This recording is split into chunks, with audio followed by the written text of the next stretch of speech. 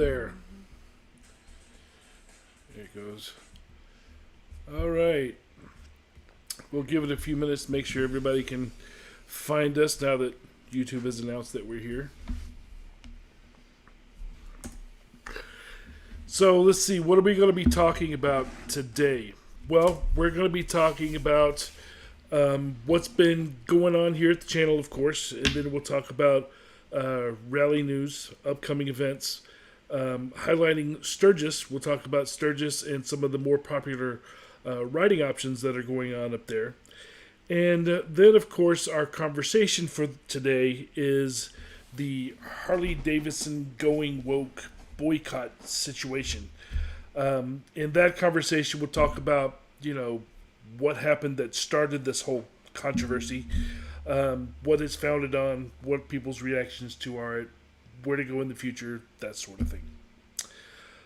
But to kind of kick things off here, we'll talk about what's going on with the channel here. We have been on hold for the third and fourth episodes of the Maggie Valley series. They are finished, but the third one is actually a collaboration with another YouTuber. And so where he's not quite ready yet, we want to release him at the same time. So that's what's going on with that one. In the interim, we did release the first episode from our trip to Texas earlier this week, so that's been happening. And we went to Harley Homecoming last weekend, so we have the episodes for that are going to be coming up shortly, as is the product review for the Breezy Rider product. So lots of stuff going on here for us. What did you think about Homecoming this year? What did I think about Homecoming? It felt very different than last year. Maybe because it's not new to us anymore. Yeah. It was brand new to us then. There was definitely a lot fewer people there, but there were still a lot of people there. But it was still fewer than before. I don't know why. I guess there was one a dealership that we didn't go to that had the super huge rally. Wisconsin. Is that the one? Yeah, that Wisconsin. Kind of, Harley Davidson. the trolley to. Yeah. That it's one, the furthest one away. That one was really cool last year, and this year Ukes was pretty cool for me. That was the first time I got to go to Ukes Harley, and I enjoyed riding around. I'm from the Midwest, and I have lived in the South now for like 14 years. And I forgot how beautiful the Midwest is in the summertime and in the fall too. It's just so beautiful to ride around in there and see the sprawling flat, like kind of prairie sort of farmlands, and it was just really beautiful. And you also got to experience a little bit of Egypt when you were in the Midwest. Oh, yeah. There's a place, because she grew up from up there, she took me to a local spot. It's a guy's house. It's called, what's it called? The Golden Pyramid or something? It's called, the Golden Pyramid. Gold Pyramid? Yeah, Golden Pyramid House. So something to look forward to in that episode. That'll be a little different as well. So it's that's Gurnee, right? Yes. It's like, what would you do if you were interested in archaeology and Egyptian pyramids, and your family owned a thriving garage door business? You had some money, and you decided to build a house with all your money, and you had all these options. You can go Victorian, you can go colonial, you could go craftsman style home, or you could build a pyramid. Why not? Hey, that's what this guy did. Yep. So we'll be showing that in those in that series as well for Harley Homecoming. Kind of interesting that this whole Harley Davidson woke thing broke while we were up there. But we'll talk about that a little later today. But I just find that a little ironic that I did not know what was going on until after we were already up there and doing the thing. Mm-hmm. So that's interesting. Oh, let's see. So things that were going on last week that have stopped now. Little Sturgis, Kentucky Bike Week. I don't know if anybody went to that. Wild and Wonderful Mountain Fest Motorcycle Rally that returned after 5 years for the first time this past week or so. And then, of course, Harley Homecoming, which we went to. Now, starting today, of course, is Sturgis, which is the biggest motorcycle rally in the country. It is the 84th annual motorcycle rally in Sturgis, South Dakota. And it's, again, the biggest, most iconic here in the United States. Now, we do have a lineup of who the concerts are going to be now. We didn't have that before, but it's out now. And it's going to be Jelly Roll's going to be up there. He's making the rounds. He's very, very popular right now. Yeah, he was at Homecoming as well. And then Travis Tritt, I think was there last year. Trouble. Quiet Riot is going to be there. Really? Which is interesting, being as the two most famous people from Quiet Riot are no longer in it. But and then Hinder is going to be up there. Oh, okay. And then Lips from an Angel. Mm-hmm, yep. And then Kid Rock, which he was up there last year. So that not a surprise. Brett Michaels is up there. Awesome. That doesn't surprise me at all. Not Poison, but Brett Michaels, which is interesting because Ricky Rocket, who's the drummer for Poison, just said that Poison was going to be going on tour. Oh. But evidently this was probably booked before that. He doesn't want to share money. Well, I don't think he's still... Is he with Poison still? Well, if Poison's going out, he leads it, yeah. Are you sure? Yeah. Right. They're not going to do it without him. Okay. But the other person that's going to be there is Buck Cherry. And he's they make the rounds for the different rallies as well. Last time we saw them was at Daytona one year. Yes, that was several years ago. Yeah, and then Great White is also going to be playing up there. So lots of 80s things going on, plus Jelly Roll. And Travis Tritt. Travis Tritt's 80s. Yeah. So lots of things going on as far as that goes. Then, of course, they are still going to have the racing and things that rallies are built on. But they're also going to have bare-knuckle girl fighting, which I thought was very interesting. What? Really? Yeah, kind of like an MMA thing, okay. Only without gloves. Like Girl Fight Club? Yeah, very interesting. Hey, Egg, what's up? I've never seen that before. Didn't know that was a thing. I don't really know what I would think about watching bare knuckle girl fighting. And there's got to be a better name for it than that, right? I guess. But so that's going on up there. Bare knuckle girl fighting. Sounds like you need a marketing agent. Yeah. So that's what's going on up there starting this week. There's also Daredevil shows and all the stuff that you normally see that's going on up there as well. Now, I thought I would kind of cover some of the top 4 places to ride up there, like we do quite often here when we're highlighting a specific rally. So if you're up there and you're looking for, hey, what's a ride to do? These are some of the most popular ones that are up there. So there's the Mount Rushmore Loop. This is a trip to Mount Rushmore. And this is a very, very big thing to do that's up there. And the second one is actually not far off from the same thing. This is the Iron Mountain Road, which also goes by Mount Rushmore, but it's a different route. So, or maybe it's just half of it, I'm not sure. I haven't been able to go up there to Sturgis yet. Every time we try to go, we get interrupted, and something always happens. And it's quite the traveling distance from Atlanta, so it takes quite the commitment to go. So we haven't been able to do it yet. So maybe next year we'll be able to go. But a lot of these places to ride, I haven't done yet, but I'm looking forward to. There's also the Needles Highway Ride. Most people have probably heard of that. That's there's a bunch of pictures where I'm getting the camera. There's a bunch of pictures where you're riding through this little narrow passageway, and that's the whole idea. Eye of the needle sort of thing. So that's very interesting. It's very famous for the narrow turns and the narrow tunnels and the sharp turns and breathtaking views of granite spires and the forest and that sort of thing. And then the last one that I'm going to kind of go over is called the Devil's Tower. And the Devil's Tower is an iconic national monument that's up there. It's actually considered to be America's first national monument. And there's, sweeping views of the prairie and the Black Hills and all of that stuff. So if you need to, you can go back, watch this video, pause on those things to read them, see where the routes are, that sort of thing. But I always try to highlight the top ones. I will go ahead and mention some of the other ones that are up there as well, even though I won't show you the detail of them.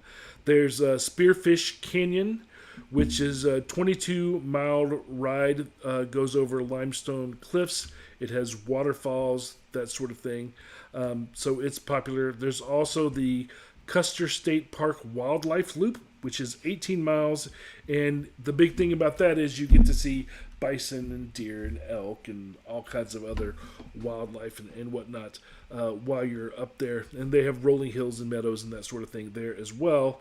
Then there's the Badlands National Park, which is approximately 80 miles from Sturgis.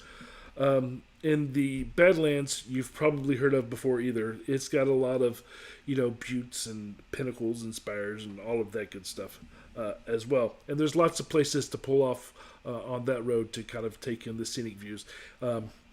In the mountains that are down here in the south, we have pullovers all the time, so there's a lot of those there as well. And then there's the Van Knocker Canyon Road, which connects Sturgis to Nemo, South Dakota.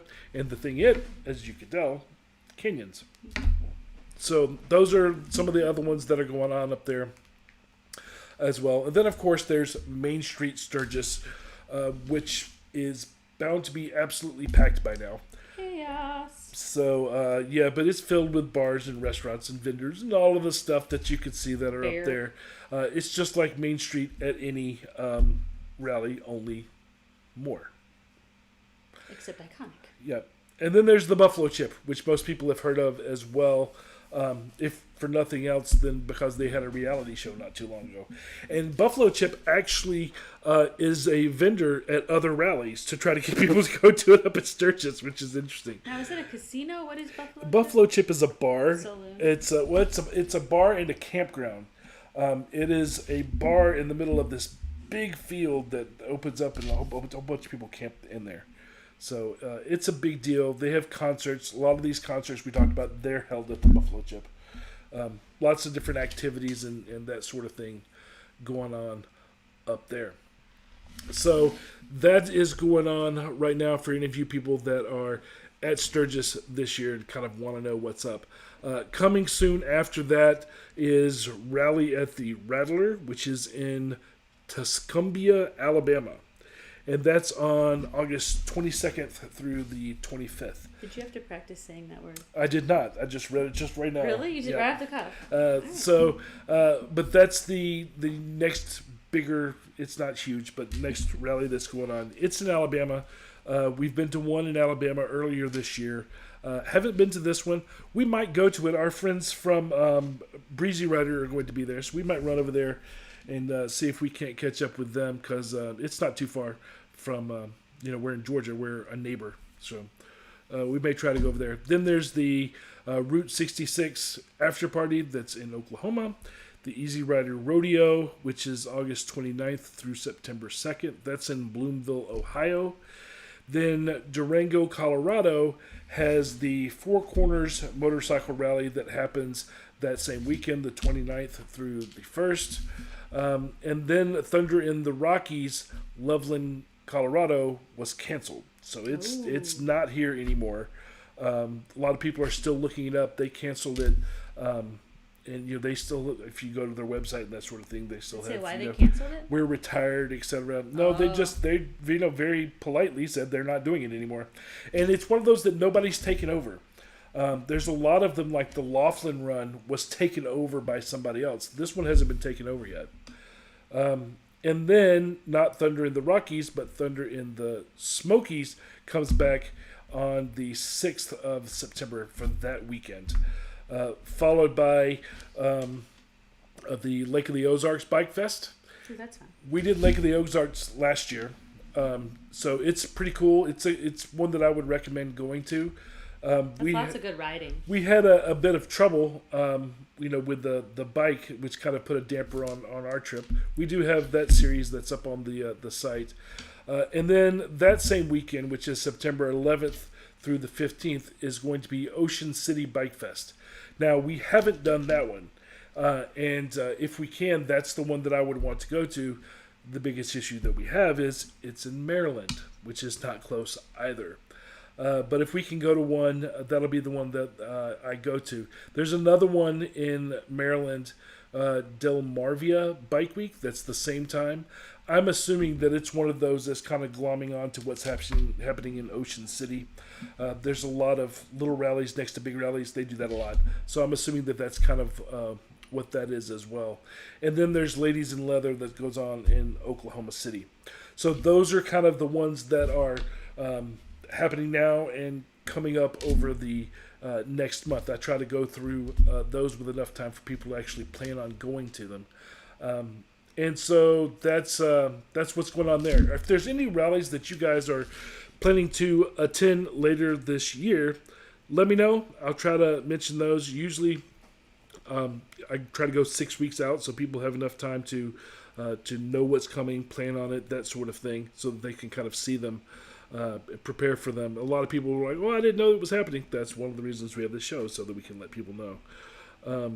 So that is what's going on in Rally News. So Spearfish is beautiful. I haven't done it. I would like to try it. Have you been up there? Have you been to Sturgis and to any of these things? Like it's Thunderdome. Yep. I really want to go. I've never seen Mount Rushmore except for in a picture book, and I think that would be awesome. So that's kind of see that too. Yeah, that's what I would like to do. We're going Egg says that he's probably there. just going to do Thunder Beach in October. We can't do that one. You can't do that one. I might do that one. Because that's in Thunder Beach is Panama City. That's his favorite. You love Panama Yeah, City. I do. You're kind of a whore for PCB. I like it because it's kind of sprawled out and yet not as congested as some of these other ones yet. It may end up being congested. But last year they stopped doing all of the big name concerts that they had before. Mm-hmm. But I didn't hear anybody complain about it. We didn't get to go last year either. So Egghead says that Sturgis is just a bucket list item for him. Me too. Yeah, I know. It's one of those things that seems totally doable, but it's just hard to do.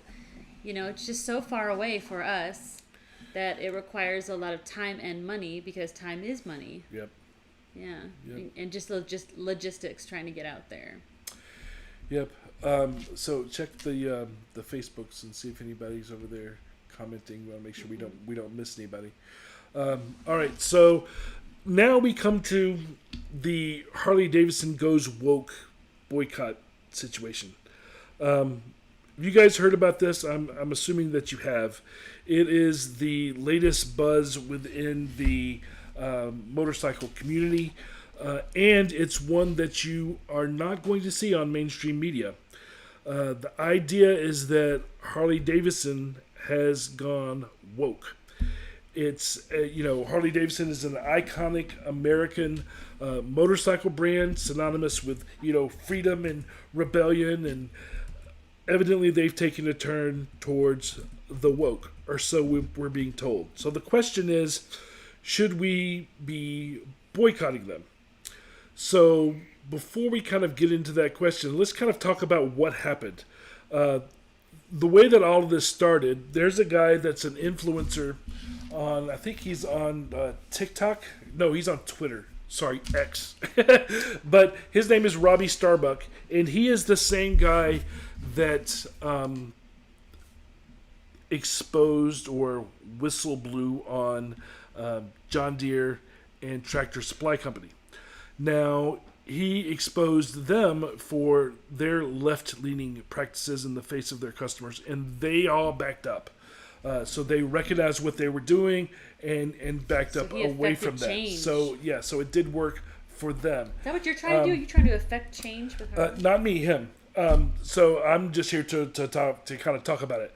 But yes, that is exactly what he's trying to do, and he's got lots of evidence that he reported on, which is evidence of Harley making these changes towards the leftist agenda, which I'll talk about what those are in a minute. But the idea, the part that is really put them on the map for this, is that them doing it is an absolute betrayal of their customer base, because bikers are not into the woke agenda, and therefore it's almost like they're not doing it behind our back. Isn't really the right thing, because it's out there. He was able to find it with no problem, but it's not something that we would want, and so it feels kind of like a betrayal.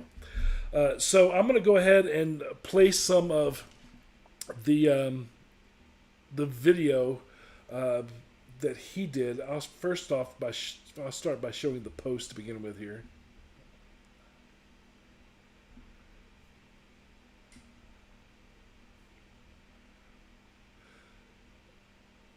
You should probably tag this guy. So that's the post that he put up on Twitter. And so I'll play it here in a minute so we can kind of go through it. But the idea, he's got a whole list of things there. I don't know if you've seen it or not. I'll let him talk through it here in a minute. And I'll stop it periodically so that we don't get, copyright striked for playing this thing. But a lot of people have been doing reporting on it. So, we're just doing the same thing, right? So, can you... I don't know that you can turn your sound on. Here, turn your sound on, and let's try to make it where it does not feedback. And we'll see. If we get feedback, let me know, and we'll turn the mic off. All right, you ready?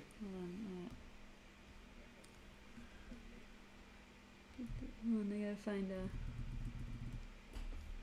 Yep. Okay. If you've been following my work exposing woke companies, you are going to want to see this video, because the Harley Davidson CEO, he is a little different from the other CEOs we've encountered while exposing these companies. And that's because he's a true believer, and I'm going to explain what that means. You're going to want to stick around, because we've got a video of him referring to himself as some version of the Taliban. Yes, he says the Taliban. But in his case, instead of pushing Sharia law, he's pushing sustainability, which is really just corporate speak for wokeness. Now let's start with this. He formed something called the B Team with Sir Richard.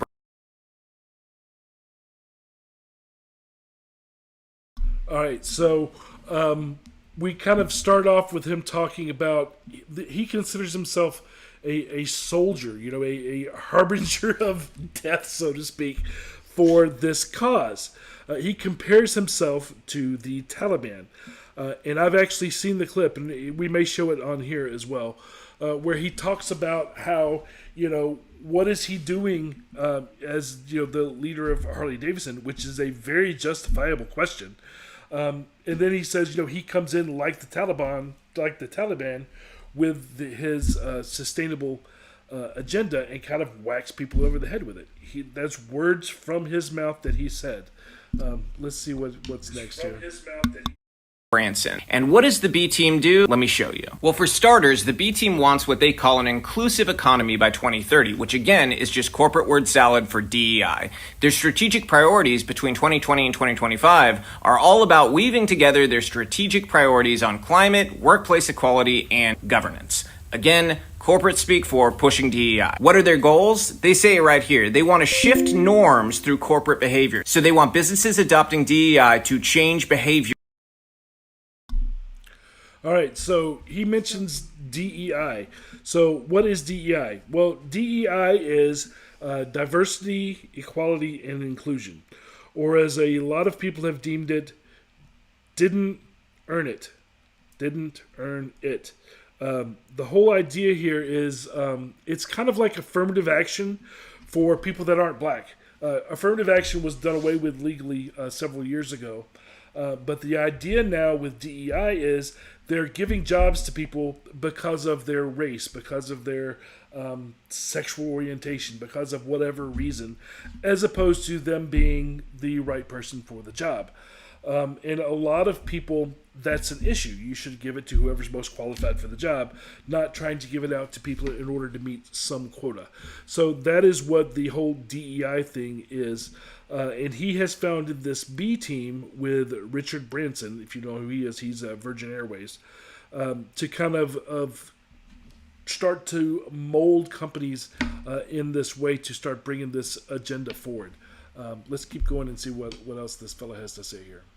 Throughout society. The B team also supported Target allowing men in women's restrooms as long as they identify as a female. They helped establish the Business Refugee Action Network with Ben & Jerry's and Virgin, and this was to get more migrants situated and taken care of across Europe. The B team also believes in something called radical inclusion, which if you read this statement says that they must change who to change how, which means replace leaders with woke leaders so you can get the reality that you want. The B team is also working to, quote, transform food systems by reducing emissions. They say reducing emissions to transform the food system because saying we want to reduce or eliminate your ability to eat red meat is not super popular. They also admit to wanting to transform our financial systems. They say deliver climate finance commitments, reshape incentives, and urgently shift all global financial flows at scale to reduce emissions and facilitate climate-resistant, just, and inclusive development. Again, all corporate word salad.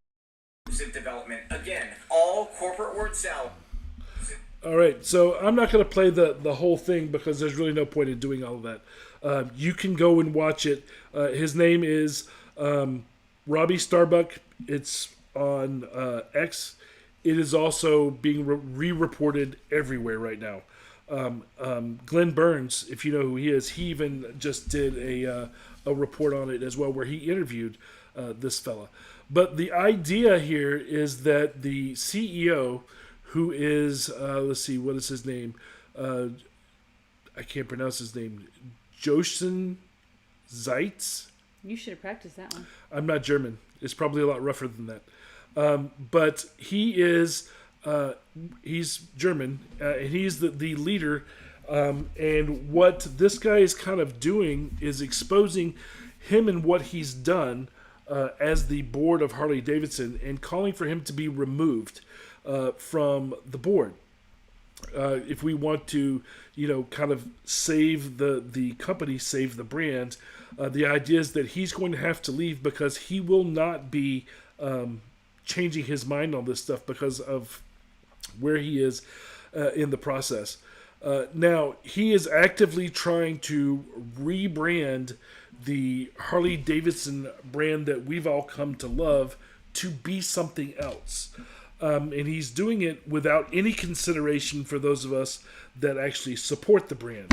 And that's really the main offense for most people is the complete and total disregard of the consumer base and the existing brand that we all love, and kind of imposing this agenda onto the brand that we have grown accustomed to. People are seriously devoted to Harley. You guys know that. People have tattoos. People don't have tattoos of Coca-Cola, but they do for Harley. So some of the more specific things that he is reporting for them, it says Harley Davidson openly supports the Equality Act, which Starbucks says will allow men into girls' bathrooms, men into girls' sports, men into girls' locker rooms. This, of course, is talking about humans with tackle, right? Since we're not allowed to call them men anymore. So the haves versus the have-nots going into the opposite gender's bathroom. And so the idea of the Equality Act is that it legally will allow that sort of thing to happen. He also claims that HD funded an all-ages Pride event that featured a rage room next to a drag queen story time area. Again, I don't know. I haven't seen this stuff. This is just what he's reporting that everybody's talking about. He also says that 1,800 employees had to do virtual training corporate employees had to do virtual training on how to become LGBTQ plus IA4 hike ally training. So the idea here is that they're becoming alphabet mafia friendly, and they're being trained to do so. He also says that they are a founding member of Wisconsin's LGBTQ Chamber of Commerce, which is opposed to laws that would ban sex changes for children in Wisconsin. That's Wisconsin because that's where they're from, right? They're in Milwaukee. So that's kind of a local thing to the headquarters there. There's lots of places that are kind of talking about this, how old you have to be to have a sex change operation. He also talks about they sponsor a homosexual trans thing, entrepreneurial boot camp. He signed the CEO Action for Diversity and Inclusion Pledge, which is a thing. He also made February and March months of inclusion. So Pride Month, which is an entire month, is evidently not enough. He also has made February and March months of inclusion as well. You know, the veterans get 1 day. They don't even get a month, let alone a quarter. They get 1 day. And they have done a lot more for this country than the 1% of people that we're talking about here. A lot of these, they've been instructing people to do multiple United Way trainings. Millions have been donated to the United Way, specifically the United for Equity program, which promotes a children's book called The Anti-Racist Baby, Awake to Woke to Work. There's a podcast that is also involved with this called Whiteness, and something that is being talked that's anti-Christian called having Christian privilege. So lots of stuff going on there with United Way. I, of course, don't know anything about what United Way is doing in that. He said that they sent white male employees to a white male-only woke diversity training program to shame them for being white men. That sounds racist. Because, well, you're not allowed to be a white man. So, so there's that. What if you're black and you want to go? You can't go. It's only for white men? It says white only. Oh, see, we got away from whites only in the 60s. It also says that Harley is openly working to have fewer white suppliers, dealers, and employees. They literally have championed the idea of having a fewer percentage of that and a larger percentage of the other, which is very much like Disney has done in lots of these other places as well. We'll get to why all of this in a minute. Conversation happening over here. Good. You want to share with me some of it? Yeah, we have another person that joined us. His name is Richard Schafling. And what's up, Richard? Let's see. Egg says originally, here, what's funny, the same people who want DEI are the same ones who screamed that equal opportunity employment was racist. And then Richard says, personally, I blame Willie G for letting this happen. This is the year of Willie, so you're not allowed to say that. We'll get into my opinion of where this kind of comes from here in a minute. And then Egg says, I have noticed that marketplace Harleys are already dropping in prices and more are up for sale daily. Yep. And Egg also says, what if this German guy is tanking Harley here so that he could take it to Germany? And I asked Rich. There, he's a Nazi. I asked Richard why he blamed it on Willie G. And he said he is still the head of HD along with his family, and he had to have something to do with the hiring board of directors. The problem is, Richard says, I have 2 Harleys, and one is an 03 and a 22, and the quality has tanked. Yep. I'll kind of explain where this comes from in a minute. But I want to go through the full list of what he's kind of reported here. He's reported that Harley is supporting the Pennsylvania Youth Pennsylvania Youth Congress, which is supporting and creating gender-neutral licenses in Pittsburgh, which I guess means that they're allowing your driver's license to not have male or female on it anymore, which is... I'm not going to go there. Interesting. There's an HRC partnership. They partnered with a far left HRC group to support all these different causes. They've hosted lots of these woke events in their corporate offices.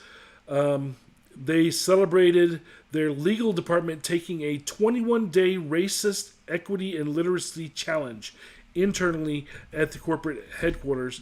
And this challenge included speeches like Black Panther's White Lies, which was a BLM speech. And then someone who I don't know who it is, somebody named Coates, gave a speech called Case for Reparations. Then there's a bunch of ERG groups that he talked about. There's a total commitment to the DEI policies. And then overall, their CEI score right now that they've achieved as Harley Davidson is 90 out of 100. And I'll kind of explain what that is here in a minute as well. But that's a very high score for something that we don't necessarily want them to have a high score for. So all of this actually started before it was being reported this time.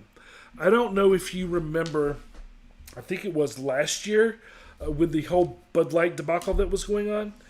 This kind of, Harley started kind of coming to a head with this "are they going woke" thing back then. Because if you remember, what happened with Bud Light is they came out with the can of a person that is a minority on the can, and Harley then, trying to help them rescue their brand, put out a Harley branded can right after that. So the idea was trying to, re-endear them to the masculine audience, which are the beer drinker crowd. Now, Bud Light has become a cautionary tale in the go woke, go broke story. Their stock plummeted. People really stopped drinking that particular brand. Now, they didn't stop drinking everything the company comes out with because Budweiser owns all kinds of beer, but they did choose that one. And so that division was losing money. They went from being the number one beer in the United States to they're now dropped to the number 3 spot in just a year. And that's a big deal when you start looking at corporate stuff. But a lot of this stuff can really be traced back to the bailout that Harley received during the pandemic. So if you remember, the pandemic hit a whole bunch of people and the government was giving out bailout money to car manufacturers, and Harley was one of those people as well. So let's kind of talk about that, which will answer some of the stuff that we've kind of said so far. How did this happen, right?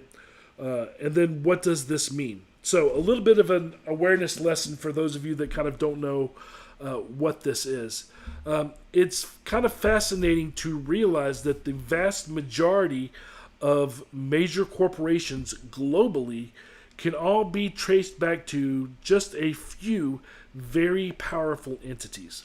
They are called the Big Four. And these are the Big Four. I'll put it on the screen here. These are holding companies, investment firms, if you will, that own the majority of corporations across the globe. They are considered financial behemoths, if you will. And because of that, they have this substantial, shareholdership in all these companies. They wield a lot of power. They have major tech companies like Apple, Microsoft, Alphabet, which owns Google, and then also the media, finance, healthcare, consumer goods, including Coca-Cola. They also own American Express. So they are involved in almost everything that you can see if you were to look at it on a global big picture scale. And that concentration of ownership from these four entities really underscores the immense power that they have and the influence that they kind of wield to kind of shape the economy and impact the daily lives of everybody on the planet in ways that a lot of people don't even realize. Now, these companies are increasingly pushing for this higher diversity, equity, and inclusion, DEI, kind of mandates. as well as the HRC, which is Human Rights Campaign, scoring that companies have to do in order to maintain their funding. This is kind of how that works. These companies, if they fail to meet certain benchmarks that are established by these big four, which is that score that we're talking about, if they fail to do that, then the holding companies can make their stock price fluctuate by withholding funds from them, which of course is one thing that scares the crap out of Wall Street, right? So the idea is that they were able to put all of this financial pressure on them, which is a very potent tool for shaping market reputation and stockholder price, and whether these people can continue or not. Because if you were to fail as a business owner, you would fail. If they fail, they could get a bailout from these people, which you and I can't do. And they want to make sure they always keep that door open. And hence, here's the problem.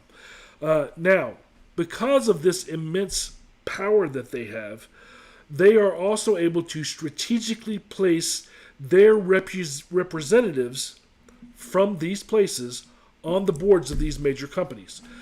Being a major stockholder means you get a seat on the board. And that includes Harley Davidson, which is where this fella that is the CEO of Harley came from. He is not a biker. He is not. He's not even American. He's from Germany. And he was placed there by one of these four. I think it was BlackRock, but I'm not sure which one he actually came from. But if you were to look at the entire board of directors on the Harley Davidson executive board, they are all these people. Okay? So they're able to strategically put these people in those places to kind of steer the company's direction and to align them with the values and the objectives that they hold as an organization. So it's very much on purpose and very much very powerful. I remember growing up hearing about how the whole Rockefeller conspiracy, that was really just kind of a shade to cover up what's actually happening, right? And you can look all this stuff up. This is all real. Harley Davidson is now owned almost 50% by these companies. So they got their new CEO put in place, and the company would then get bullied by these money people and their agendas that they have. You know, like I said, this guy is not a biker. He's not a motorcycle person. He was placed there because of the agenda. Not because he has a love for the open road, but because he supports the things that these big four want him to support. That's kind of why he was put there. Now, this is unlike John Deere and Tractor Supply Company that came before them. They were kind of bullied into these DEI practices and the leftist agenda that they were being made to follow. And the second their customer base threatened them, they pulled back. Harley is different because their CEO is not just being influenced, he's leading the charge. And that is a major issue with Harley versus the others.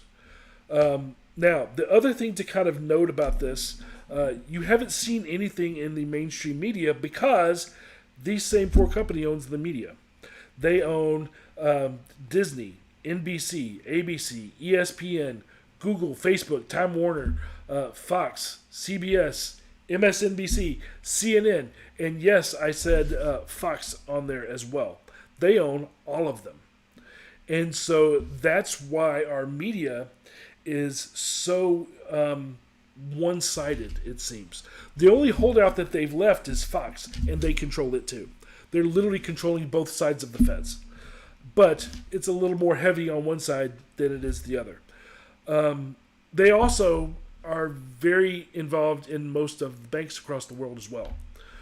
So they really have a large hold on our economy by being deeply embedded because of money in all of these companies. Now, the question then comes, why do these holding companies want to push the woke agenda? What's in it for them, right?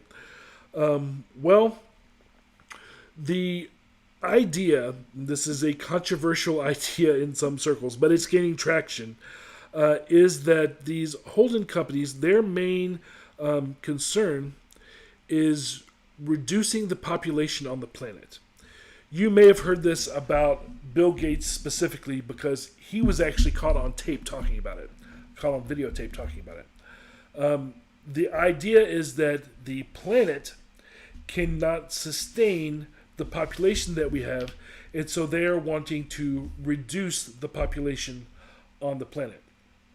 Therefore, the climate can recover, sustainability, resources, all of that stuff will benefit from having less people.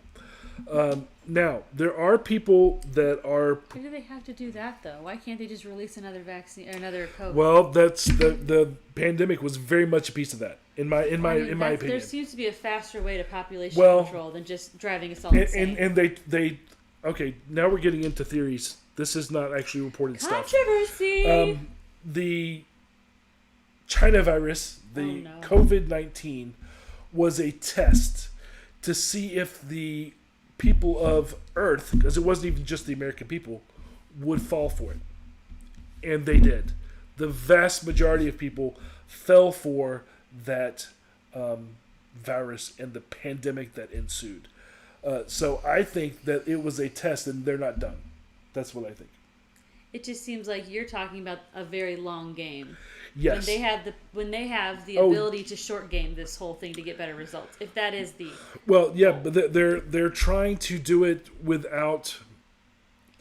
If you make big moves with a big hammer, you get big resistance. If you come in slowly underhanded, then they're more likely to get away with it.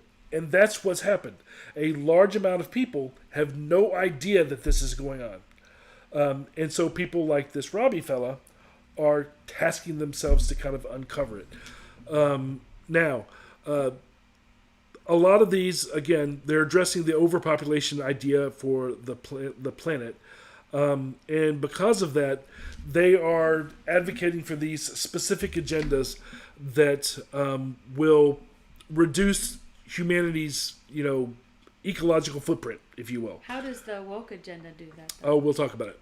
Okay. Now, this brings up even broader concerns. We're getting really big picture here, guys. It brings up even bigger concerns about how these money people can influence our society in the day-to-day lives that every one of us leads.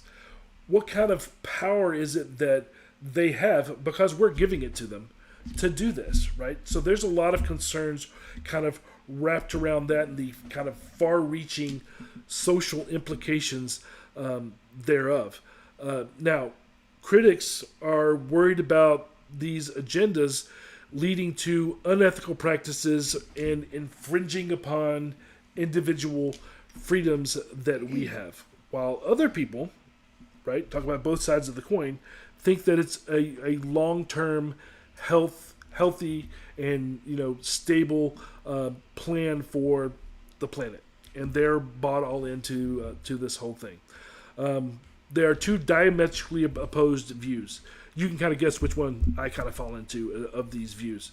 But let's talk more directly about some of the specific agendas of the woke mind virus and how they tie into what we're discussing.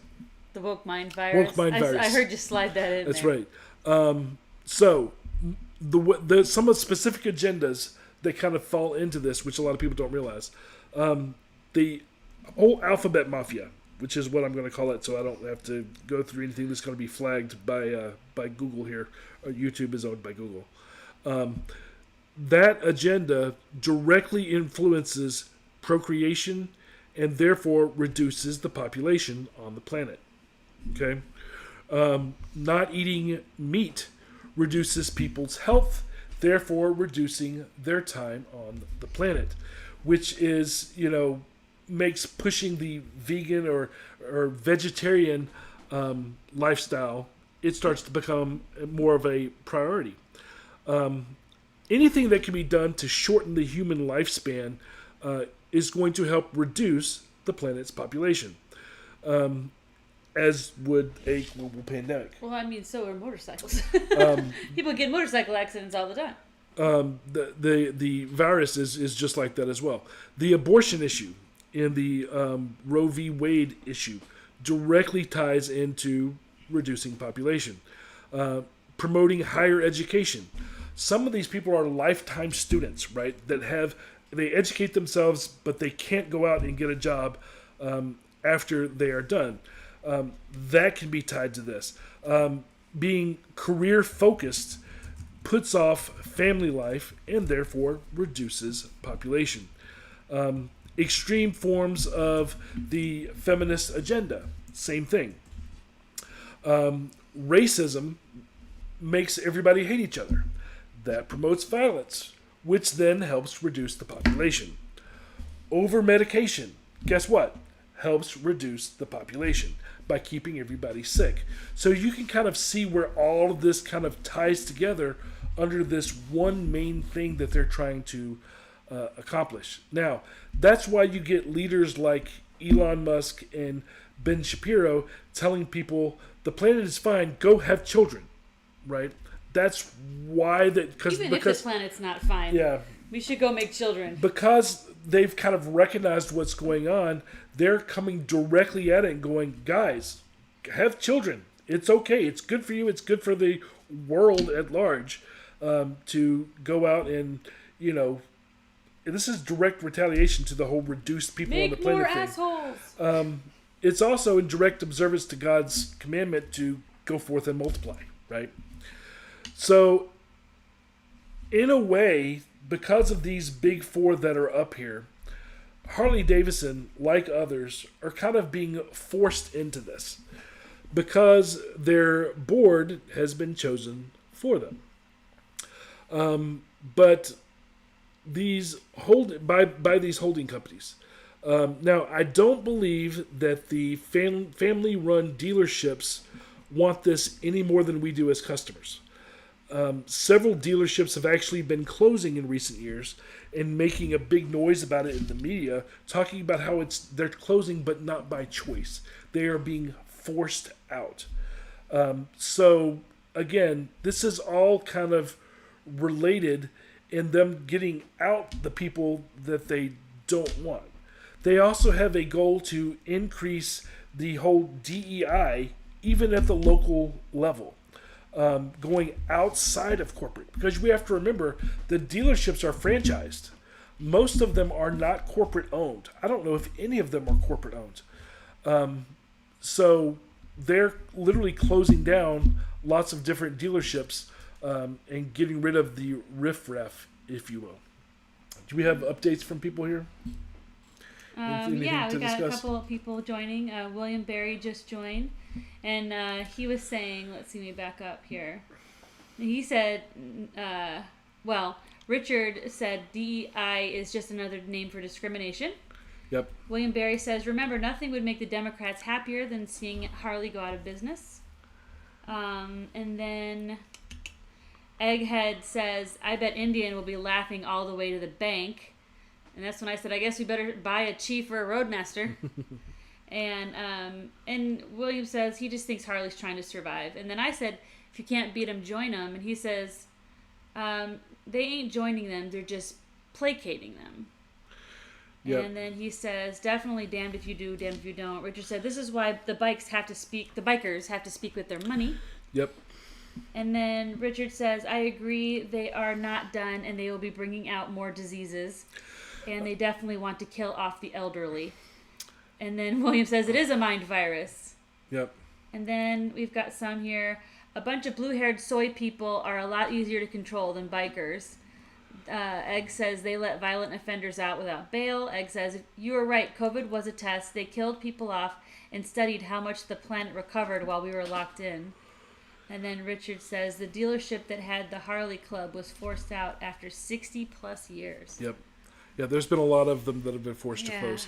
So, kind of coming back to the current situation at hand, I've been talking to a lot of fellow bikers, reading people's comments, and kind of felt pushed to kind of discuss this So I kind of wanted to have an open conversation about it here on the live show. Some of you are frustrated, feeling that Harley has indeed abandoned its heritage, abandoned its consumer base, and that those of us that love the brand are indeed being betrayed by the very company that we want to support. Other people think that the brand is simply evolving with the times. I know that Riding in the Ozarks, which is another YouTuber, did a live stream on this, and he actually questioned the validity and the motivation of Robbie, who reported all of this stuff. To each their own. You know, I have not double-checked everything that he said. My opinion is based on what I've been told at the moment, and this conversation is to kind of get your input based on what you have been told, to the moment. I don't expect you guys to be a scholar before kind of talking about this today any more than I am. There's a lot of things that he said that I have not researched, but some of it I have. Now, Starbucks has actually called for a boycott. But before we make decisions on if we should boycott Harley or not, we kind of need to look at how has Harley responded to this, okay? The first thing that they did, the easiest way to get in touch with a corporation is through their social media. So when people started reacting to this, the first thing Harley started doing was hiding their comments. So the people that were speaking out on all their channels, they started hiding the comments so that people could not see them. You could still find them, but you could find them under hidden comments. Well, as of this morning, they have completely banned all comments on all of their social media. They have completely turned it off. So their response so far has been not to have a response. Bubkiss. And they're not letting anybody talk at all. They've not so made much it for freedom. They've not made a statement at all that I've heard as of today. They are kind of taking a play out of the Bud Light playbook and kind of hoping that it all goes away. So that's kind of what I think that Harley is doing. Now, one of Harley's dealerships, and I'm not going to tell you which one, but if you Google, you could probably find it, compared Robbie Starbucks' video to what they called reality, highlighting several key points. And I'll tell you what their arguments were. But they were kind of trying to, and this is a dealership, not corporate, that was kind of trying to rebuff this. And they called out things like saying that Harley Davidson received a score, an HRC, which is the Human Rights Campaign Index score, of 45 out of 100 and ranked 572 in the Fortune 100. And then said that this is for context, Fox News scores a 90 out of 100 points. However, this is not accurate because I researched this. Harley Davidson's score is 90 out of 100, and they actually rank 459 in the Fortune 1000 list. They also said that the Harley Davidson Museum in Milwaukee hosts a variety of third-party events, including the recent RNC delegations. These events are unaffiliated with Harley Davidson unless otherwise stated. The issue with this being a retort is that Starbucks said that it was hosted at headquarters, not the museum. Now, maybe they're considering that headquarters. I don't know. Maybe it's relative. Maybe it's not. But it may not be relative because those are not the exact words that he used. It says that Harley Davidson is dedicated to offering thousands of training and development opportunities. Unlike what Mr. Starbucks suggests, Harley Davidson does not mandate any form of training beyond what is legally required and maintaining its reputation as a best-in-class reporter. I can't speak to which one of them is telling the truth there because they're both saying exact opposite things. One is saying that people were mandated to go through this training, and the dealership is saying that they've never done that. So I don't know the truth. I did not research it to find out. You're welcome to go find out on your own.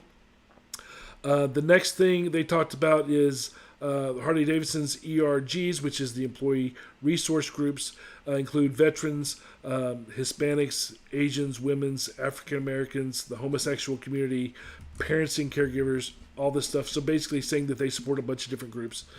And then it says that Harley Davidson discontinued its corporate support of the United Way in 2020.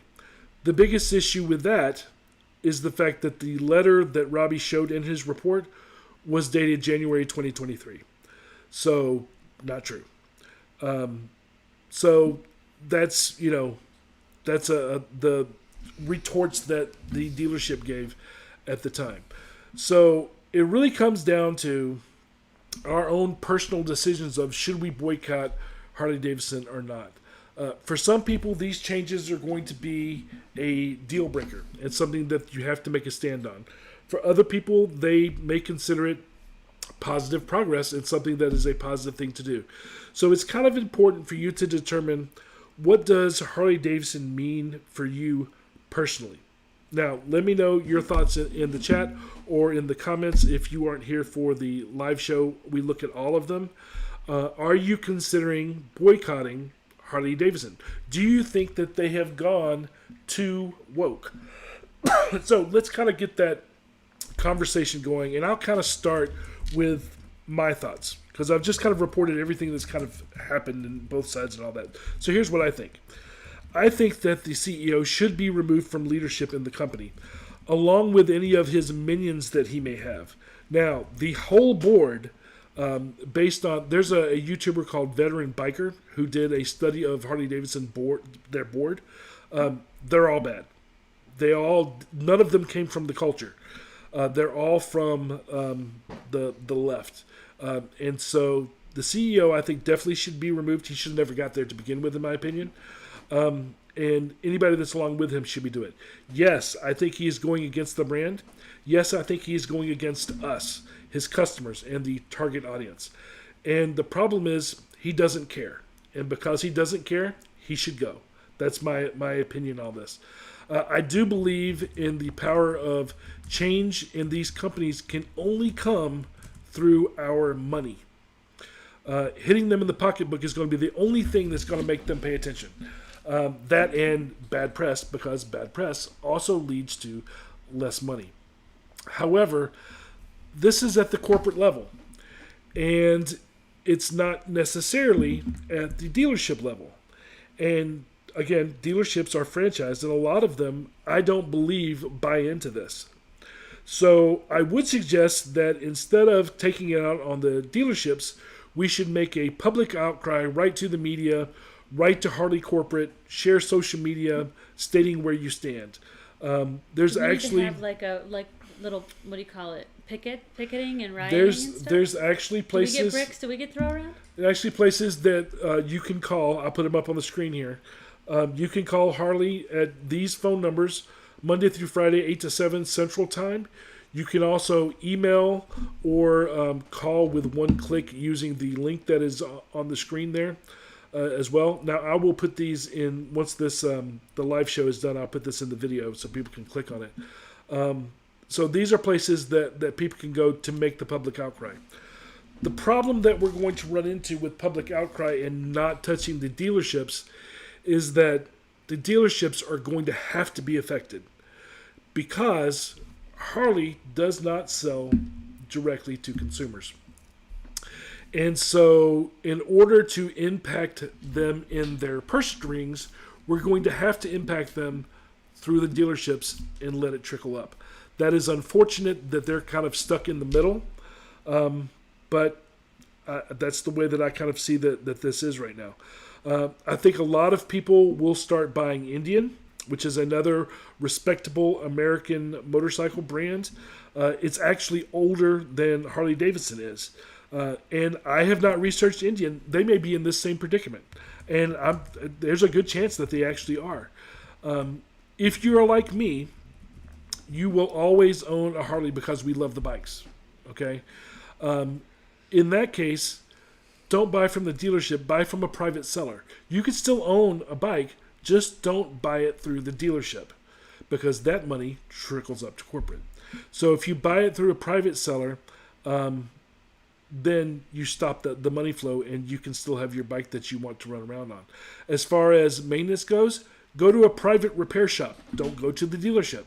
There are private repair shops in most every city. Different ones have different reputations. Ask other bikers in your area who they recommend. That's not the dealership, and they'll tell you. This is the only way that I think we're going to be able to teach corporate, and really make an impact on them is through money. Now they'll likely get a bailout because that's what they do. But if we're going to send a message, I think that this is the way, with your money and with embarrassing them publicly. Another thing, don't buy their merch. Buy Graybeard Biker merch. Support us. Give them the finger. I really think that, there's a lot of dealerships that I like. And is this unfortunate for them? Yes, it is. And if there's another way around it, guys, let me know.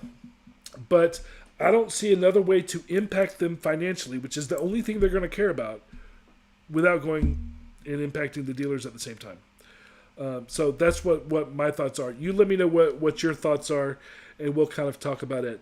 The dealerships are really just trying to protect themselves. The dealership that was speaking out, I'm sure they are scared to death of what this could mean for their business. Elon Musk spoke out against Harley Davidson, saying that they are betraying their companies from this. And again, as of yet, I have not heard statement one from Harley Davidson.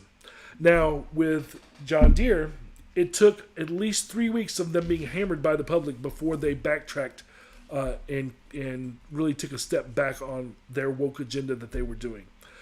Tractor Supply Company, I believe, was a lot faster. It was like a week for them. For Harley, it's been about a week now.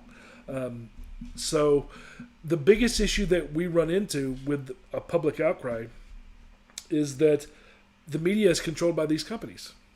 So there's a good possibility that the majority of people that aren't, being led by YouTubers in the biker community are going to have no idea. A lot of the mainstream media not covering it. The alternate media, like Glenn Burns and Blaze TV, and I'm sure that what is Ben Shapiro's thing, Daily Wire. I'm sure he'll say something. He hasn't yet that I'm aware of.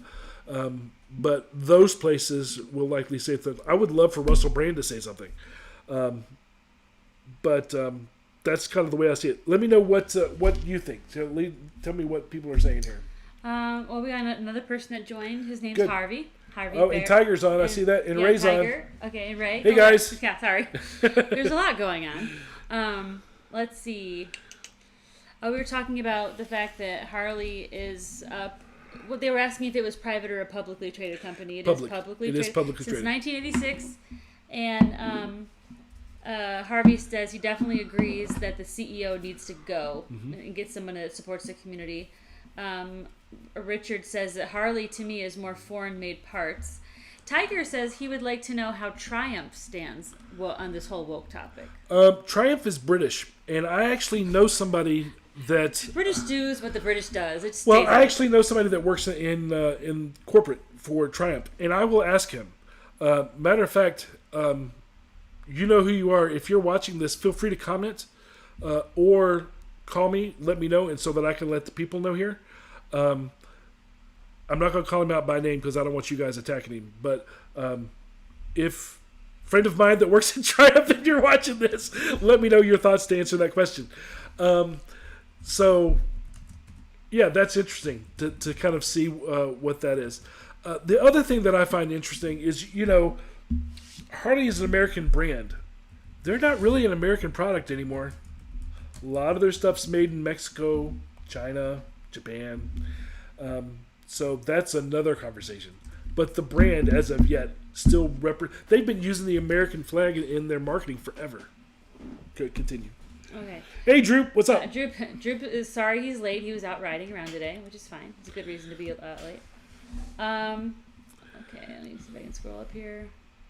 I've just, to kind of catch you up since you're just got here, I've kind of gone through what the whole controversy is with the Harley Davidson woke thing. If you don't know what that is, you can go back and rewatch this once it's live on the channel. But I kind of went through what happened that kind of sparked all of this, and then I talked about what it was that was reported, and then the basis of where all of this came from in the big picture. I spent a lot of time on the big picture of why the woke agenda is being pushed by in corporate America at all. And so now we're kind of talking about, I also listed some of the pros and cons from both sides. And now we're kind of talking about what our opinion is and what we should do as a reaction to this being unveiled to all of us. Should we boycott them or not? So, go. All right. Ray says, Harley Davidson is the only one that you can absolutely change everything on. You don't have to buy it from Harley. There's a big aftermarket supply parts. Yes, true. And then, okay, William says, I hung around a bike shop long enough to realize most of those aftermarket parts are junk. And then, let's see, William says, lot of Harley parts, though, are just rebranded. Mm-hmm. Like the Harley Davidson tires, they're Dunlop tires, right? So, Dunlop tires. And they do that with a lot of things, so... William says they want biker culture gone, and what better way to do that than destroy HD from within? They've been trying to get rid of biker culture for decades. Decades. And Richard says, I have to go to the dealership for the warranty, and when I bought the trike, I got the service plan. That's how they get you. William says only use dealerships if you have to. Ray says, talk about text, not reading it. Okay, let's see. You know, guys, the other thing is that, and I was promoting today's show on TikTok, and I got a lot of feedback from people on the other side of the fence. And one of the things that was said, which is true, is, you know, if we start calling everybody, you know, on the carpet for the things that they've done, we'll never support any manufacturer ever again because they're all bad. So there's some truth to that. You just kind of have to decide what are you going to make a stand for and what are you not going to make a stand for. You cannot make a stand for everything or you'll go hungry because there is something. If you go looking for it, you'll find something for everybody. Evil Rick's here now. What's up, Evil Rick? Egghead says, anyone remember when dealerships knew you by name and not just as a dollar sign? No, I do not. I don't. I do not remember that. Have I ever experienced that? I did have when I was younger, I went to a local guy, and he knew me by name. You guys have heard me complain about my local dealership more than once. I have a dealership that's actually not very far from where I live. They did not treat me well, and so I have been shunning them ever since. And then with the latest accident that Alchemy had, I took it to a different dealership, and I didn't get treated much better with them this go around either. The time before I did, but not this last time. Unfortunately, some things you kind of have to go through a dealership for because they're the only people that have some of the parts. Like the fender, unless you want to get a completely different aftermarket fender, which you can. You know, that's kind of where I'm at, like in the middle of a repair project on Alchemy when this thing dropped. They had part of the job done. I took the bike away while they were waiting on parts. Then it's got to go back in the middle of all of this stuff. So that's kind of unfortunate as well. I believe they just called us youngsters. I'm going to take it as that way. And then Richard says, and yes, I do remember when dealerships knew you by name. And then, let's see. I think it was a Droop that said, hold on, I got to try to go up here. Yeah, Droop says, I void warranties. Yeah. Yeah, I do. Richard says, anything that I need that is not under warranty, I go to Callback Motorsports. That was a dealership.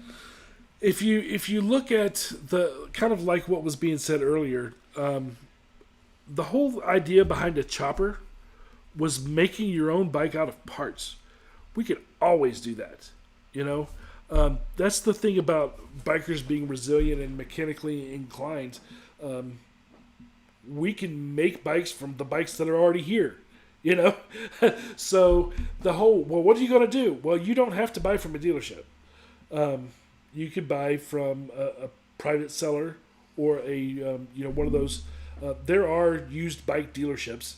You could buy from one of those. You could buy custom bikes. You could build your own bike. There are options, right? And I'm just saying, I have a T-shirt press, and I have the Harley logo. I'm just saying. I don't think that this is something that will last a long time. Not like you're going to have to do this forever. But I'm hoping that this becomes a big enough deal, like it did for John Deere and like it did for Tractor Supply Company, that it makes a mark, right? Mm. That it teaches them, go woke, go broke, right? That's the whole. I mean, Disney's learning that lesson also. They all need to learn that lesson, guys. Richard says, making a bike out of parts is great as long as you can get a title. Good point. I know somebody that used to get salvage titles all the time for that very reason. Yep. Yeah, I don't even know. It's a challenge. Let me stop. I'm not saying it's easy. And then Ray says that his dealer rotates employees so much that they don't even try to learn each other's names anymore. You know, that's true too. The guy that I went to, this is the second accident that Alchemy's been in. The first one, the guy that I was talking to, he was great. Took care of me wonderfully. Went back this last time. He's not there anymore. He went on to do his own thing somewhere else. So that's true. Maybe he got out because he knew the culture was getting bad. I don't know. His name was Steven, and I liked him. Droop says, my local dealership, a few of the sales guys come and greet me as soon as I pull in on the Road King. The first owner is the sales manager. He sold it to the guy I bought it from. And then Rick says, when I was building dirt bikes, everyone in the shop knew my name. No, I didn't really work there. It just seemed like I did. Droop says, the guys come out to see if it looks good, nothing like it used to, and they love what I have done to it. Well, that's good. I think a lot of that kind of depends on where you live. Being in Atlanta, we're not a small town dealership. We have 10, 12 dealerships in the metro area, and they're all huge. If you had a local dealership that was, a smaller community, then maybe they would treat you like a person, right? I remember everybody used to do that, right? But it's just not been my experience here in the Atlanta area, because they see people come in and out and they just want to get you in and out as soon as possible. No, they don't. They want to get your money as soon as possible. They'll leave you sitting in the waiting room as long as they bloody well feel like. And the work ethic has changed a lot. And I also think, with the way that everything is so expensive right now with inflation, that some of these sales guys are feeling a lot of pressure to sell these bikes because they need to make some money. And so I think everybody's just under a lot of pressure. And everybody feels pressured when you go into the dealership, but it's just like a cycle. There's a guy that is a mechanic. You guys don't know who he is. I can't remember his name. He's a YouTuber. He works for Chattanooga Harley Davidson, and he does tutorials and whatnot. And he seems, I don't know him. He's not far from here, but I don't know him. He seems like a great guy. If you remember, you need to know him. If you remember who he is, write his name down so people can see. Yeah, give him an intro. But he seems like a really great, down to earth sort of fella. I don't know him again, but just from he's your new from bestie. The YouTubes. Maybe he's your new bestie, and you don't even know. I don't know, but he works for Chattanooga Harley Davidson. I do remember that. But yeah, so not saying that all of them are bad or treat you as a number, but in my experience in Atlanta, yeah, most of them do. Richard says, I see a lot of bikes for sale with no titles, but a bill of sale, and in Tennessee you can't get a title for them. Tiger says, I drove 2 states away to buy my bike and saved over $3,000. Yeah, did you go to Tennessee? Yeah, there's a go to Tennessee. Yeah, there's a dealership in Tennessee that because Tennessee's you may know this, Tennessee has a tax break. You don't have to pay taxes if you buy a luxury item, which a motorcycle kind of falls into for people that don't consider it a vehicle. And so people will come from all over just to not have to pay sales tax on their bike. And then because of that, they have a lot of numbers, huge inventory. That drives the prices down as well. So, yeah, a lot of people are going to Tennessee. Tiger went to South Carolina. Ah. That's the right word. Yeah, I bought mine's a 2014, which means it's not new, and I have no desire to buy a new one. I might have a desire to buy another one. I'll tell you what, though, the Roadmaster that we sat on, the Indian, it's an Indian now, but it was newer. It was an 18, I think, right? I think so, yeah. And it had so many, like, technological widgets on it. Yeah, like things that the 14 doesn't have. Yeah, like the USB port in the trunk, and then like. Well, Harley has that too. Harley has. I guess ours just. One of the things that I found out, because I rent these bikes through RiderShare, one of the things I found out is that the first bike that I rented, I found out that if you stop on a hot day, it'll shut down one of the cylinders so it doesn't burn your leg. It's amazing. Mine doesn't do that. But that's a Harley though. Tiger says that he hears Florida has the best prices. And Richard says, where I come from, we had one Harley Davidson dealership, and that is how they knew your name, and it was outside of Philly, PA. Yeah, the Harley, yeah. that'd be something. So we've got some new folks on here. New folks, tell us where you're from, so that we kind of know. God, I gotta write it down. Hold on. So that now, if you've already told us, then we already know. But if you're new to the channel and we don't know where you're from, like Richard here, I don't know where you're from. Tell me where you're from. Just out of curiosity, we are from Atlanta, Georgia. Is where we're located. Egghead's from Alabama. Drip's from Virginia. She's got her notes. Rick's from Prairie du Rocher, Illinois. I don't know where Okie is. He's not here. He's from Oklahoma. All right, Harvey's from Texas. What part of Texas, Harvey? I was just in Texas. Deep East Texas. That's Bad Boy. Oh, Bad Boy. Hey. Hold on, I got it right high. We just released our first Texas episode, which had to do with JF. We went to Dealey Plaza out there. We went to the Dallas-Fort Worth area. So we went to the Fort Worth Stockyards. We went to a Texas rodeo, and we went to Dealey Plaza where JFK was assassinated. The next episode is going to actually have a lot more to do with Texas riding. This last one didn't. It had to do with a lot of the hot spots we went to. But we had a good time. We have a friend that's out there. All right. Harvey says, good. I'm Appreciate the guy you. Oh, shut up! What? Harvey's the guy we rented the Indian from. Oh! Bro! Talking about you. Loved that bike. I did. I really did. Like, I mean, I love Harleys, but damn, I love that bike. Well, now I know where Harvey's from. Ray mentioned that you... okay. Tiger says, read my service manual that my 2015 FXDL will shut down a cylinder also, but you have to go to a dealer to get it activated. I was about to say, I missed it by a year. Are you kidding me? I'm not going to a dealer to get it activated. We just talked about not going to a dealer. So tell me, how do I activate it myself? I'll put it up on the left. Oh, Chris W. Whoop, in Dallas. I was just in Dallas. Didn't go by Strokers. Nope. I don't know. What is Strokers? Maybe I'll go next time. Strokers. It sounds like a gay bar. Does it? That's... Or maybe it's just a strip club. Sorry. I don't know. Is that where you work, Chris? Oh, goodness. No, we did go... I don't know if you guys remember us talking about midget wrestling. It's a badass bike shop and museum. No, I didn't know about it. We will definitely check it out. We were asking for advice out of Texas, and where were you at? Nowhere.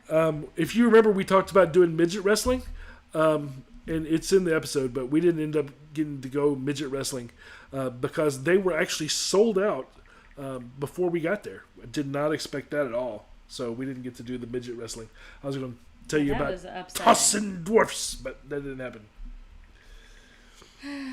Richard's from Greenville, Tennessee. All right. Oh, and he says, oh, hold on. Let me go back up.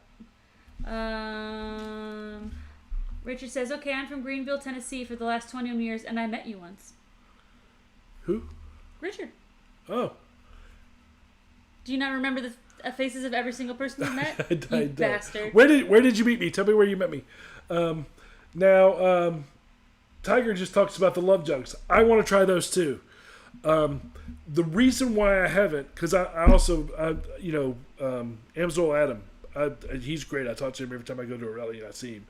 And I want him to install it. The reason why I haven't is I have to get them powder coated to match the rest of my bike, and the powder coating is a big ordeal.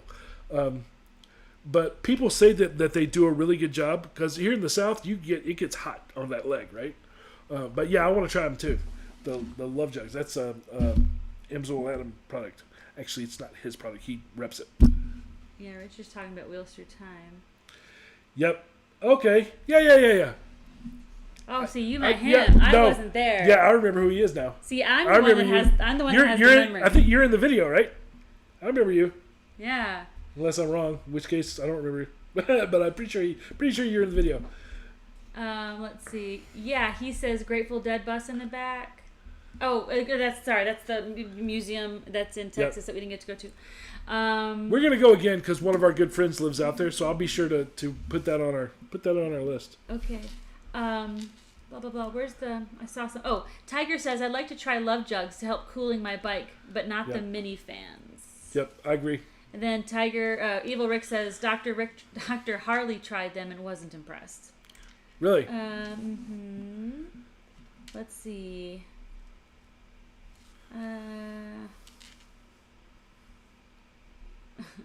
No, you were not there, and yes, I was not there, and yes, he was in the video. So your problem is you didn't get to meet me, or I didn't get to meet you. That sucks. I'll show you who he is. He's in the video. Egg says nobody laughs at my liquid-cooled bike in Alabama summers. I remember I used to, when I was younger, I had a Japanese bike because I couldn't afford a Harley, and they were all liquid-cooled, and we got made fun of for that all the time. All the time, the Harley guys would make fun of us. You don't need a radiator on a motorcycle. Doc Harley has a video on them. I'll have to look at his video. He seems like a really corporate fella. I don't know if he is or not. I haven't met him. I've watched some of his videos, Doc Harley, but he does. He's very thorough. You're very thorough.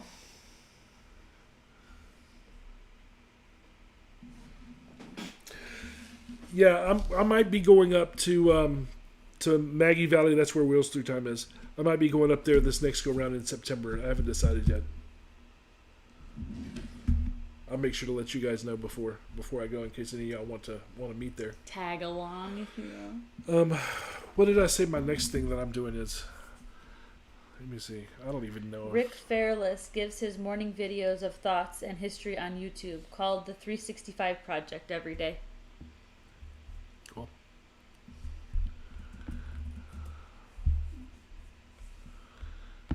Let's see.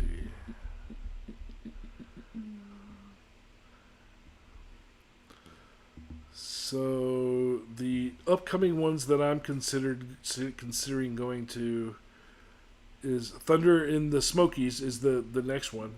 I was just there. I swear, it seems like it's just right around the corner. Yeah, it's like every couple months. And then Ocean City, I'm going to try to go to if I can. Where's that at? Ocean City's in Maryland. That's the issue with that one. But it's another one of the big ones that I haven't been able to do.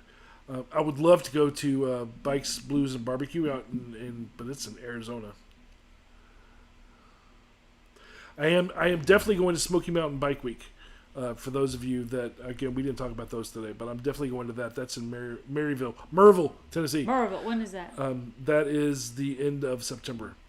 But I'm definitely going to go to that one. It's their second year. So those of you that might want to plan on meeting up from other places, those are where I'm going to be, I think, at the moment. Sometimes I just spur of the moment, hey, let's go here this weekend. So. Egg's got to run. Oh, Arkansas, not Arizona. Egghead's got to run because he's got to take his meds. Go get your meds.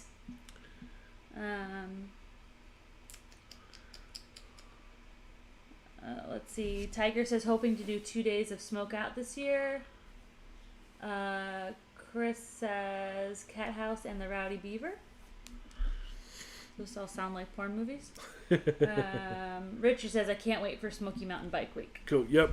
I was told I missed him the first year because it conflicted with somebody else, but it went better than they expected. I heard, and one of the guys that knows the owner of Smoky Mountain Harley Davidson is talking to him about sponsoring us to come out there. So I'm pretty sure we're going to go do it. Yeah, Droop's not sure if he can make it to Smoke Out this September, but Evil Rick is hoping to go. Where's Droop from again? You got your list. I got it. Okay, don't tell me, Droop. I have it. I have it right here. Droop is from Virginia. Virginia. We don't ever go up to Virginia, but you're out lovers. here all the time. I want to hang out. Yep, Richard. Who do you want with Droop? Yeah, I want to hang out with Droop. Droop's loyal. Is he going to take his shirt off? He hangs out with us all the time. Is he going to take his shirt off? I only want to hang out with him. He's going to take his shirt off. She says that because we watched one of his lives the other day, and that's exactly what he did. It's like... I noticed your woman didn't take her shirt off. No, I know. And like we were watching the live for a while, and you had your shirt on, and we were like, oh, I thought he takes his shirt off. And people were like, oh, just wait. And I was like, okay. Well, then we had to go. I had to run out and do something. And I left it going, and I came back, and it was on my screen, and sure enough, titties out. That's what he does.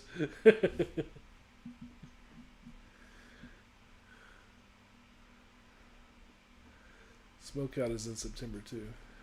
Droop says, I'm on the North Carolina border, close to West Virginia and Tennessee. Okay.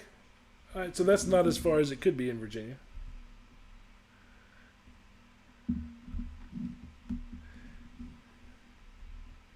He's got a hole in his chest, too. Droop, I hope to come knocking on your door during Smokeout again. I'm having fund issues this year. Where's? I think you guys told me about Smokeout before. Let me look that up again.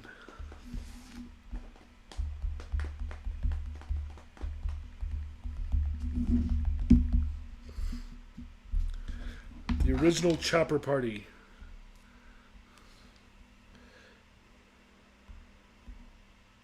Salisbury, North Carolina. September 5th and the 8th. Oh. So I think you guys talked to me about this. Is this a cool one? I will put it on the list. It looks like a lot of people are going. Yeah, Salisbury, North Carolina. That's not too far away. Do you want me to put it on the calendar? Yeah. Okay, Salisbury, what is it now? Tell me again. Smokeout. It's September 5th through the 8th in Rowan County Fairgrounds in Salisbury, North Carolina. Okay, hold on, you're going too fast. Smokeout. Yep. And then it's from the 5th to when? 8th. 5th to 8th. Rowan County Fairgrounds. All day.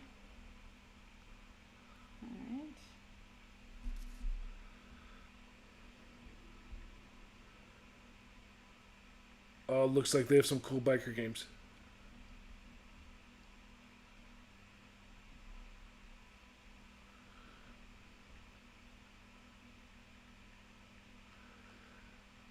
All right, Harvey, catch you next time. Thanks for stepping out, checking us out. Yeah, thanks. Thanks for all the hearts and the likes and the carrying ons. We appreciate all that.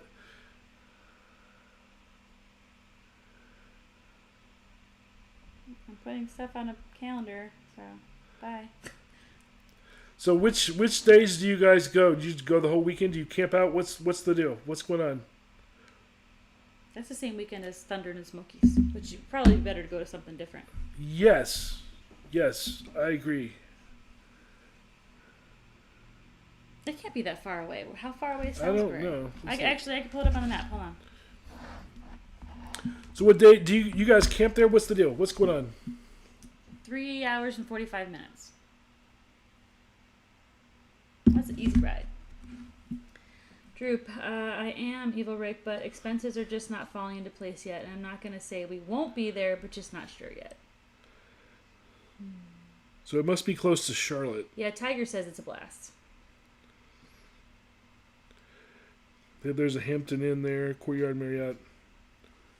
If I don't go, you should just sleep on the street. I'd sleep in a tent. There you go. Sleep in a tent.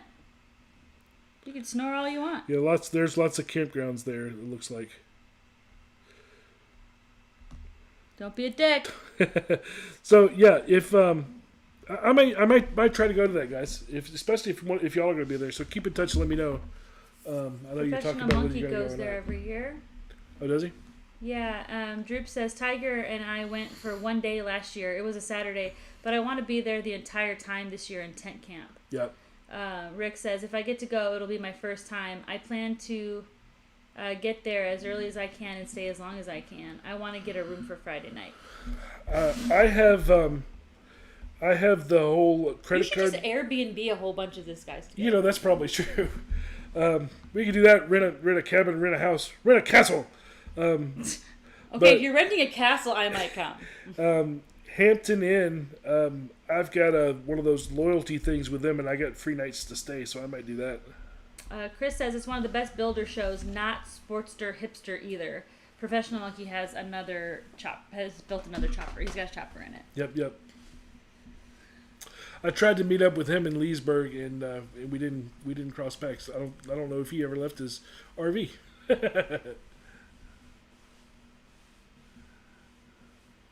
He's the guy I like, right? Yes, he's the guy that always talks from his garage. I like him. So Rick says he's got a mini mate camper he pulls behind his trike. He's just like old biker dude. Yeah, that's pretty cool. Old biker dude has two wheels though. Mm-hmm. He still pulls a camper. I don't know that I'd fit in one of those things. I've seen them at rallies, the little trailer campers. Yeah, I don't. Your feet would stick out. Yeah. Tent camping, $135 a person, but that does include general admission. So for my wife and I, it'll be $270, not including food, drinks, or anything else. Drew posted a lot of pictures from last year. Huh? That's like the hotels are cheaper than that. Well, according to their site, some of the hotels. Well, it's also general admission. Well, you know, there's something to be said about camping, though. We went to Gulfport and camped right there on the dragway. It was awesome. You can meet a lot of good people that way. Lots of drunk people that way, too. So is this is Smokeout one of those 21 and up places, or what?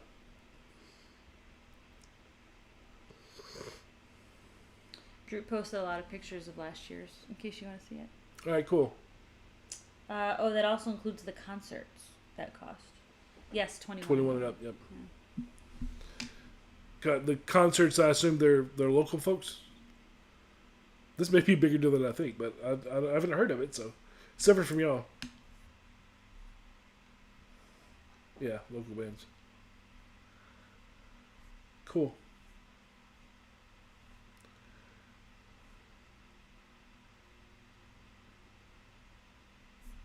When you say 21 and up, all I hear is boobs. That's usually what it means. Drunkenness and scantily clothed. Boobs. Means Patreon content.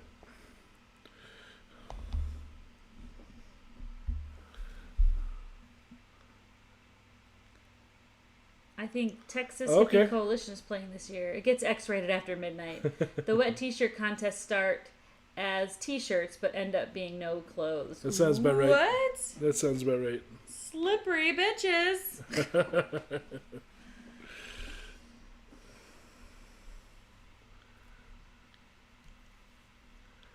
Yep. So yeah, I think we'll put that. Let me put that on here too.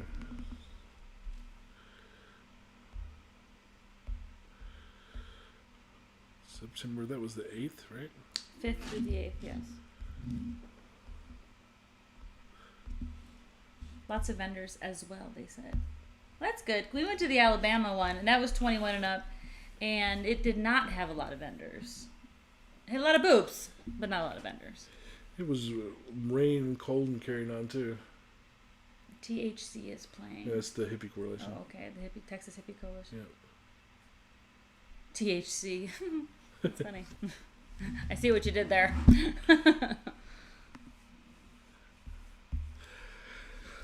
Oh, so Droop, have you heard anything about this whole boycott thing? with all that we were? I know you missed most of that conversation, but you're pretty plugged into everybody. Have you heard rumors of anything?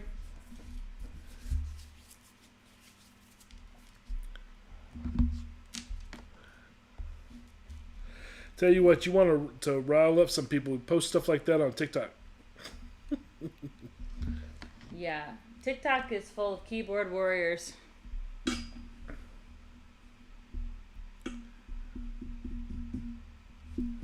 Somebody just approved my post about tonight on one of the Facebook groups. Too late. You can go back and watch it. Yeah, that's true. You missed out, Mr. Just Joining Now.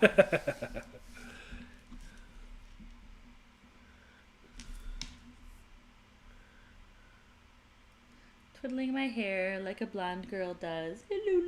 Sorry, I'm tired. I'm way past my bedtime, I think. I'm about to turn into a pumpkin, y'all.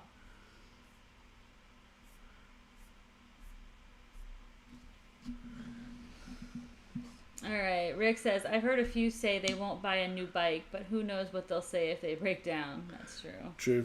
Yep. That's the thing is, you most of us that are into the motorcycles aren't going to stop driving the motorcycles. But like I said, we don't have to buy it new or at a dealership anymore. I've got a lift. I can do most of that stuff myself. I think whenever liberals want to get their point across, they're loud and obnoxious and throw things. And I know that conservatives are quote-unquote better than that, but maybe we should get loud and start throwing things. Droop says, I have not, honestly, but my point of view on that sort of thing is simple. If it doesn't affect me directly, I don't really care. And if we boycotted everything that someone disagrees with, we wouldn't be able to own anything. Richard says, wait till you get my age, and this is past my bedtime. Tiger says, the mini bike races and dirt drags was a blast last year at Smokeout. It's pretty poignant, though, Droop. If we got our panties in a twist every time they did something that offended us, we would be no better than them. That's true. But the thing is, it's like the fast food place that you go to and they close 10 minutes early. Pisses me off. And unless you say something, they're never going to change. We have the power if we use it. That's the thing. Mm-hmm. So there's two sides to that. All right, guys. I think we're going to start shutting her down here. A lot of people talking about bedtimes. You're about to lose a biker Barbie. Yeah, we have to get up at 5 o'clock in the morning. Droop says, I love Harley. Do I agree with everything they do? No, and I never will. Well, there's a reason they call it a stealership. Rick says, the problem of woke wasn't a problem until they started shoving the shit in our face. Amen. They should have stayed in the closet, and companies don't need a political stand. Yeah, absolutely. Richard says, thank you for a great night. It was our pleasure. Yeah, it's kind of like, listening to Robert De Niro tell me about his political opinion. I don't care what your political opinion is. Shut up and be the Godfather. Get up there and act, monkey. That's right. Do what I paid you to do. But yeah, you guys know my whole thing is don't tell me what to do, and that's all they want to do. But see, everybody thinks that their opinion matters. So, like Robert De Niro. Sorry, Bobby D. Mm-hmm. You were great in Meet the Fockers, but the new Harley gay vision. Oh. I've heard that before. Oof.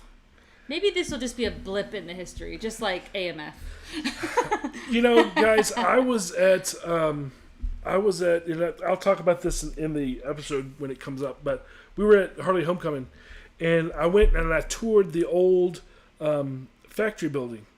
And the guy was talking, there was a tour guide, he's talking about their history, and he brought up AMF, and I booed.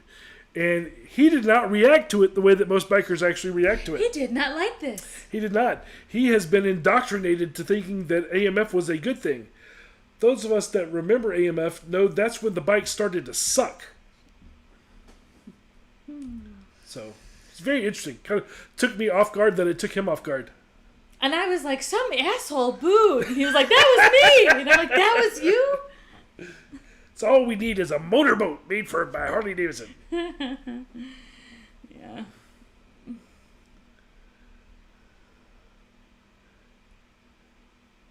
Good point. Actors get paid to lie for a living. Even the golf carts and snow machines. You know, the only thing that and we talked about this when we were there. The only thing that I would support Harley doing like that, snowmobiles, because it's a motorcycle for the snow. It's a snowdercycle. And jet skis because it's a motorcycle for the water. I can get behind those. But a golf cart, nope. Why do they call it a Boat? jet ski? Why can't they call it a water cycle?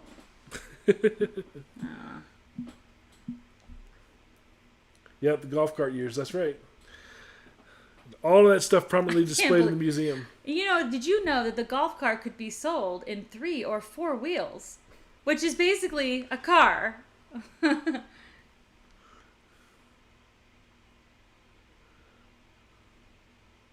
That's right. They That's, all have that's low where mileage. that's where the whole oil leak thing came from. Was the AMF years, which everybody still hounds Harley for. Is the whole you're always leaking oil. Oh, Leland's here. Hey, Leland, what's up? I've been watching, just keeping my opinions to myself. Good show, though. Feel free to share your opinions. That's why we have the show. This is the time that you guys get to talk back more freely.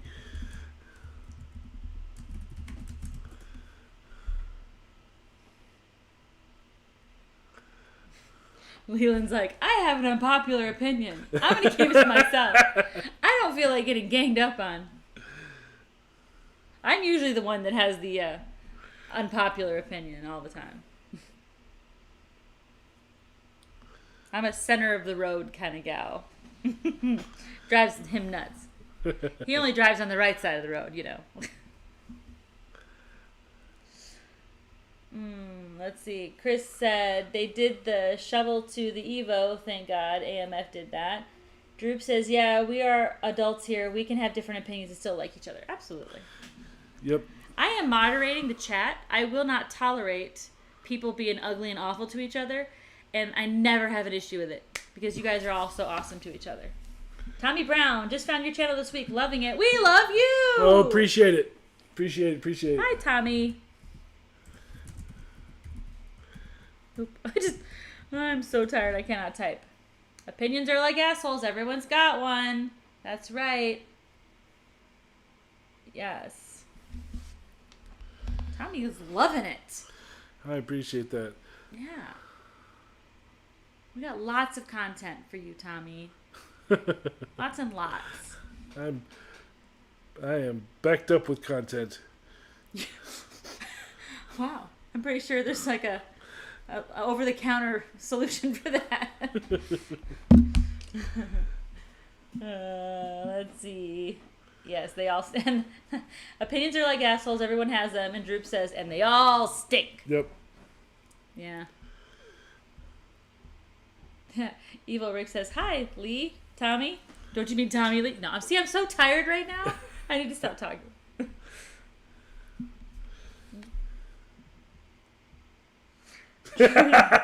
Word. No, don't let him kid you. He's always been full of shit. That's the thing is, a lot of people don't realize how much it takes to put out these episodes. And when you go to events that are back to back, you start, I feel like as soon as I go to the event, I have to put the episode out, but I just can't do it. I don't have a staff of people to help me do that. So yeah, you're down at Biker Barbie too. Yeah, I can't put it out that fast. Tommy says he's already looking to buy one of those seat covers for his bike. You got me wanting to spend money. Okay, first of all, that is not part of our brand, is to make you spend money. But I will say, as a passenger on the bike, the Breezy Rider, this is not a plug, but the Breezy Rider was enormously helpful when I was up in Milwaukee, because it was 100 million degrees, and you best believe this girl wore some shorts that day because I needed to get some tan on my thighs, and it was lovely. At no point did I sweat on the bike. did I burn my skin on the leather seats because it's not leather? And it was, I actually did feel a breeze coming through the seat as we rode. So, I mean... There you go. I don't need to do the review anymore. Sorry. It's a good product, guys. Make and the sure, people are so great. Make sure you use the promo code so you get that 10% off. The promo code is Graybeard 2024. And he'll give you a percentage discount. Droop says, that's why I just get naked and drunk while doing live streams. Little effort and a lot of fun. Ray says, if it didn't leak oil, that's because there wasn't none in it. Yep. Yeah. You know, I've had some over my history of motorcycles. I've had some pretty good luck with all of my bikes, even the Japanese ones that I had in the 80s, in the 90s. I haven't had. Of course, the Harleys that I've had have been new. Bought them new. Both Harleys I've had 3. They've all been new. But all of my bikes, I've never had that issue that people always talk about. I'll go through some tires, but that's because I ride it all the time. And you've gone through some fenders, but that's not your fault. Well, one of them. No, well, no. No, neither time was my fault. Because one was a landscaping truck. Here, this is... Guys, we talk about the accident.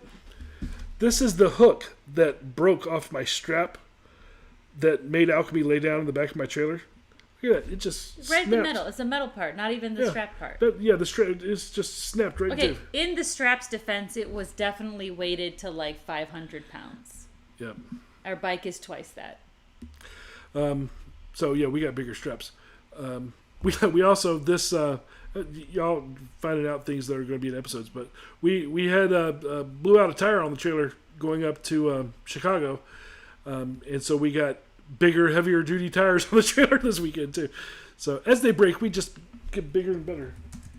Okay, so am I missing something? Hold on, I can't type. Tiger said, I had posted a picture of the new woke seat on my Instagram, but took it down before I got banned from Instagram. Do we know what he's talking about? No. What's woke seat? What do you mean? What does it look like? Is it a seat with a dildo sticking out of it?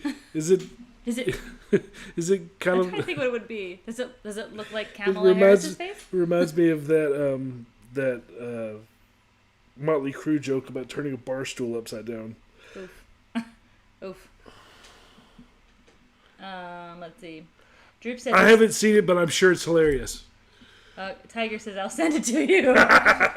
Yay! We could all get potentially banned. Droop says he still needs to replace the fork seals in his soft tail, but he's too much of a procrastinator. Get on it, Droop. I get that. I have to... I'm procrastinating about yelling at the dealership again about where my bloody parts are. I wish you guys could see... I'm just going to get mad. What's right here. Like right next to me. All my parts. All his parts. There's 2 tires, the front and the back tire right next to me. I mean, and there's a baby grand piano behind me. This is supposed to be my piano room, but it is not. It is now the random parts room. Those tires have lots of tread. They've barely been used because I replaced the wheels before I got much use out of the tires. Leland's first Harley cost him $7,500. Bucks. A 47? No, wait a minute. $75? Did it run? Was this a basket? Was it an ornament? Did you put it together? Droop says, Droop is asking Tiger, is it like the bitch hitch seat, but instead of a trailer ball, it's a butt plug? Yep. Yeesh.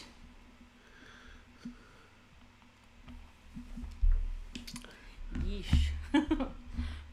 You know it's late when we're busting out the butt plugs. Let's see here.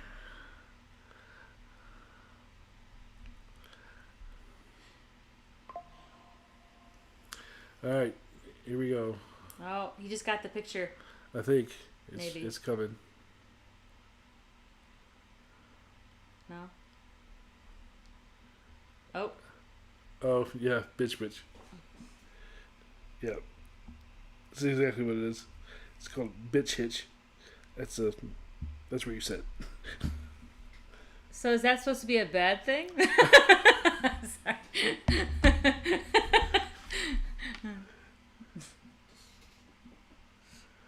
I'm just saying.